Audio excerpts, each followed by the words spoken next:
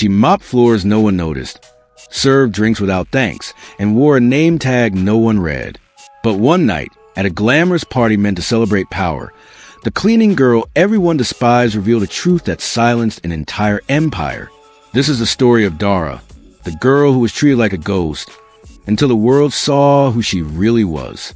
If you love powerful twists, emotional payback, and stories that remind us never to judge by appearance, you're in the right place. So before we dive in, don't forget to like, comment, and subscribe, because stories like this one only get better from here. Dara moved quietly through the marble hallways of the Waradama estate, her bare footsteps muted by the soft rugs beneath her.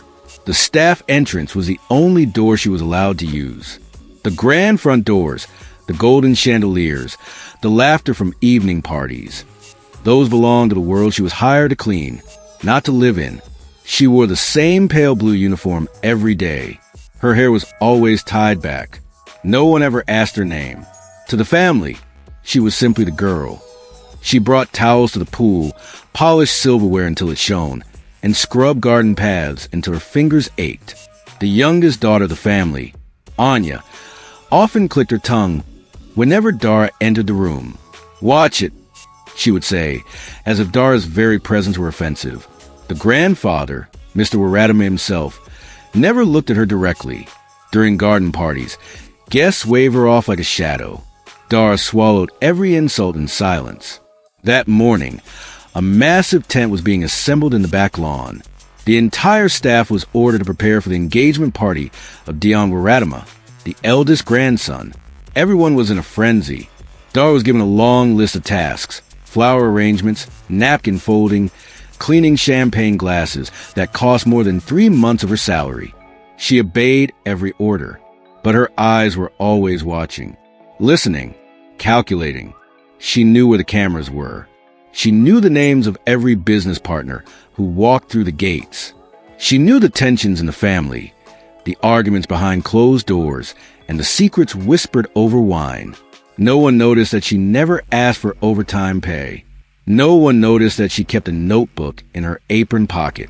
And no one noticed a sleek black car that dropped her off every Sunday night from her boarding house. Because no one cared. By the time the sun began to set, the garden was transformed into a vision of luxury. Tables lined with white roses, golden cutlery on silk tablecloths, strings of fairy lights wrapped around trimmed hedges. Dara stood beneath a tree at the edge of the lawn, holding a tray of flutes filled with sparkling cider. A server brushed past her and scoffed. "You don't belong in the frame," he muttered. "Stay out of the camera shots." She gave a small nod and waited. The orchestra began to play just as the guests arrived in clusters. Laughter floated through the air like perfume. Champagne bubbled in tall glasses. The Waradama family stood near the center of the lawn, dressed in cream and ivory, posing for photos under a custom gold archway. Dara moved silently between tables, placing fresh napkins, adjusting silverware, and pouring drinks when asked. Her eyes never lingered. Her hands never trembled, but her ears caught every word. "She looks like a ghost, that one," whispered a guest in a peach gown, glancing at Dara. "No presence. Just there." Another woman chuckled. "Probably doesn't speak English." The wind shifted. A paper menu fluttered off a table. Dara caught it midair before it hit the grass. She smiled faintly. Someone snatched it from her hand without a thank you. Then came the accident. As Dara walked past a row of guests, her tray dipped ever so slightly. One of the glasses tilted. Before she could react, it slipped and hit the marble tile with a loud, crystalline crash. Sparkling cider splashed across the hem of a woman's pink silk dress. There was a sharp gasp. The woman stepped back, horrified. "What did you do?" "This is custom Valentino." The music faltered for half a second. Dara bowed her head. "I'm very sorry, ma'am." The woman turned to Mr. Waradama. "Is this how your staff is trained? This is a disaster." Mr. Waradama's face flushed red. "Get her out of here." The head butler marched toward Dara, eyes blazing. "You've embarrassed the family in front of investors. Go inside. Now, you're done for the night." A murmur ran through the crowd. Someone snickered. Someone else shook their head. Dara set the tray down and stepped back, hands folded. But she didn't cry. She didn't plead. She simply walked toward the estate, her face unreadable, her pace steady. The string quartet resumed their song, though it lacked the joy from earlier. Inside the house, she stood in the hallway, waiting until the butler turned the corner and disappeared. Then she reached into her pocket and pulled out a sleek, folded piece of paper. She read the names on it one more time. Outside, the guests had returned to their laughter, but a storm had already begun. Dara stepped into the small service lounge beside the kitchen, where a single clock ticked on the wall. The murmur of celebration drifted faintly through the closed windows, but it was muted now, like a memory already fading. She unfolded the paper again. It wasn't just any list. It was a document, clean, official, and signed. At the top, in discreet bold letters, acquisition authorization, Waradama Holdings. Below that, her full name, Darth Mahisa Raditya, a name that no one in the Waradama family had ever thought to ask. The ink was dry. The legal process was complete. Her father's signature was at the bottom, next to that of the corporate attorney. The very company that now held majority shares in Waradama Holdings belonged to her family.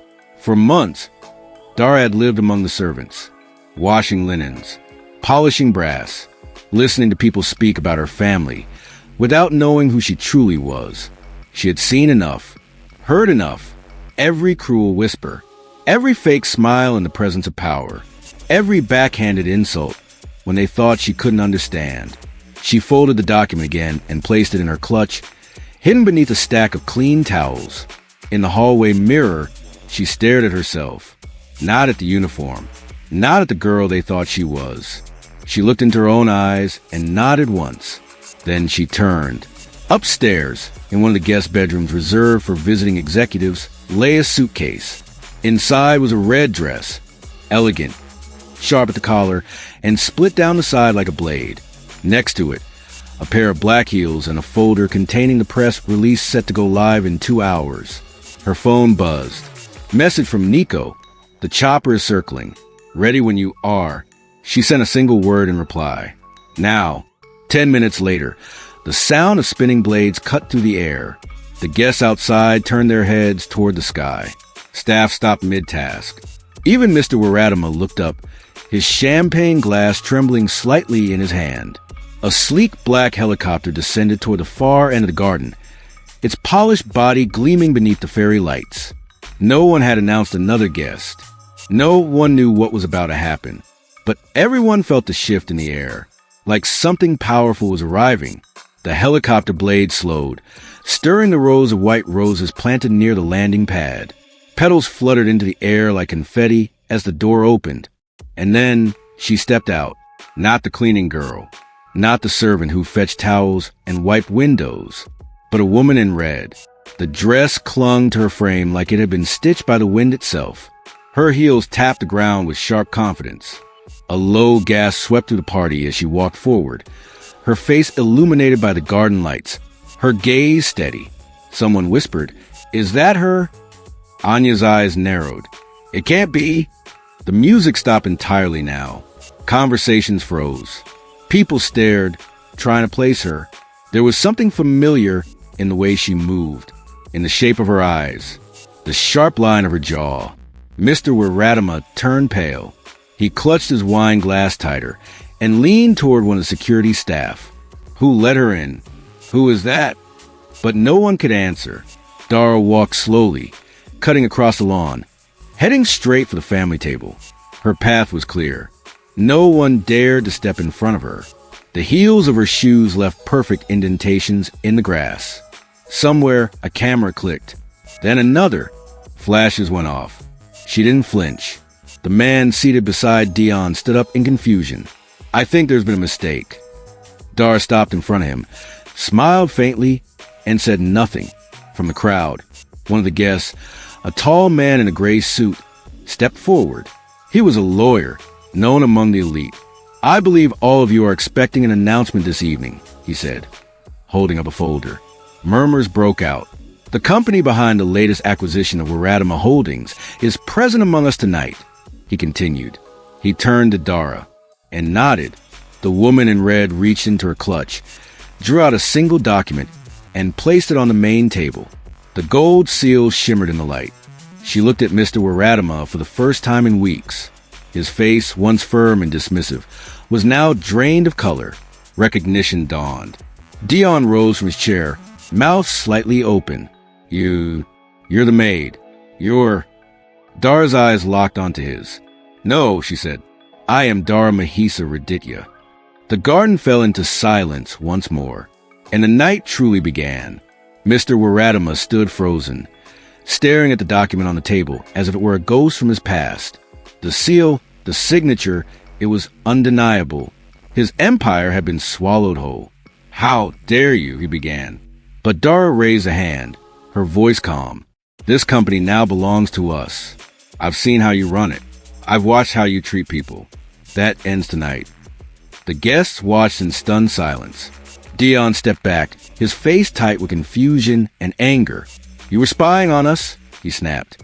I was observing, Dara replied, her tone sharper than ever before.